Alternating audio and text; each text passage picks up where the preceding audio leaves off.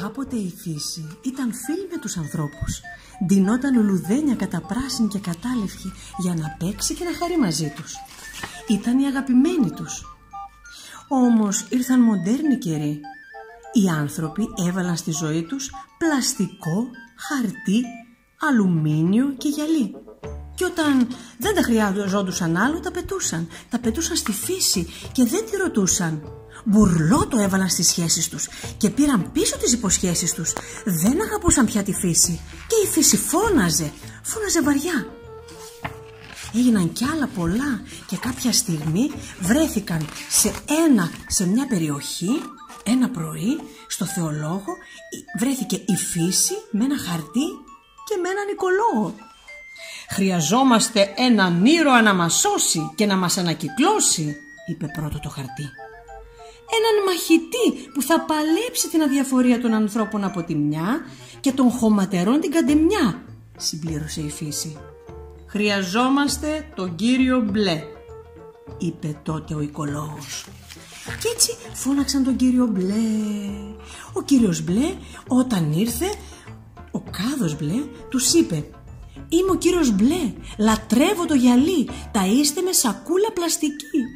Είμαι ο κύριος Μπλε και ανέλαβα δουλειά, τη γη να καθαρίσω από τα χαρτιά. Είμαι ο κύριος Μπλε και θέλω για φαΐ χαρτί». Κι άλλα πολλά τους είπε, κι άλλα πολλά. Όμως οι χωματερές δεν θα άφηναν τον κύριο Μπλε ελεύθερο να βοηθήσει τη φύση και να την καθαρίσει.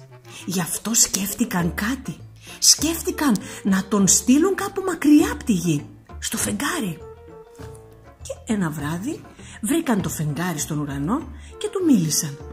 Του είπαν για τον κύριο Μπλε και το φεγγάρι τους είπε: «Κυρίες μου σκουλικωτές και πολύ αραχνιασμένες, που βράδια τώρα τριγυρνώ και βλέπω τον καημό σας, το κρίμα στο λαιμό σας. Τον Μπλε εγώ θα τον επάρω και μες στο βάθος, το βαθύ, το σκούρο μπλε, το γκρι σουρί, στις δύσεις τα μενεξεδιά, τα χρώματα, τα βιολετιά». Και λέει η χωματερή: «Καλά, δεν είπαμε να τον πας και διακοπές του ουρανού το Μαρακές?» Η άλλη χωματερή τότε: «Φτάνει να τον εξαφανίσεις». Και η τρίτη χωματερή: «Απ' τους ανθρώπους να τον σβήσεις».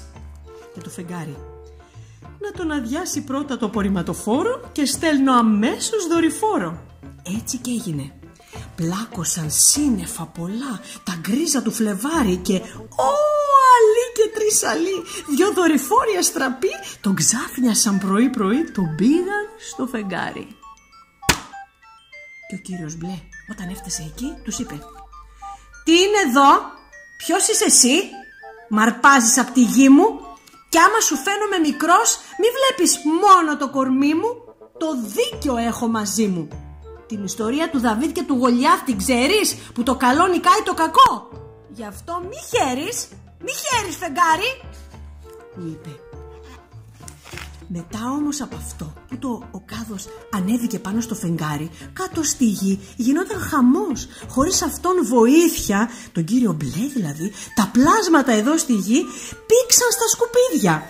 Ξανά θα δυστυχήσουν οι άνθρωποι και τα πουλιά, τα ζώα και η φύση που όταν μεσολάβησε καθάρισε την κτήση. Και οι χωματερές χαίρονταν και λέγαν: «Και εμείς θα κυριέψουμε, στη γη θα βασιλέψουμε και η φύση στη βροχή να πάει να πνιγεί. Μεγάλες καταιγίδες, πλημμύρες, στροβιλίδες ας πνίξουν τους ανθρώπους μέσα στα σκουπίδια τους. Σκουπίδια και γλιτζάκια, μπιμπίκια και μπαμπλέκια». Αυτά κι άλλα πολλά. Και έγιναν πολλά μέχρι το τέλος του παραμυθιού. Ο κύριος Μπλε είναι ένα ζωγραφό παραμύθι που το έχει κάνει η κυρία Κατερίνα Παρασκευά και μιλάει για την ανακύκλωση. Λέει όλη την ιστορία του κυρίου Μπλε και πώς έγινε ένας ήρωας πραγματικός που σώζει τη γη από τα άσχημα σκουπίδια που δεν μπορούν να λιώσουν ποτέ και που τα μετατρέπει πάλι σε χρήσιμα αντικείμενα για τους ανθρώπους. Ο κύριος Μπλε λοιπόν είναι ένας πραγματικός ήρωας και όχι ένας κινηματογραφικός όπως ο Μπάτμαν ή ο Σούπερμαν. Είναι ένας αληθινός ήρωας δίπλα μας και λέει όλη την ιστορία του, το παραμύθι της κυρίας Κατερίνας Παρασκευά, κύριος Μπλε.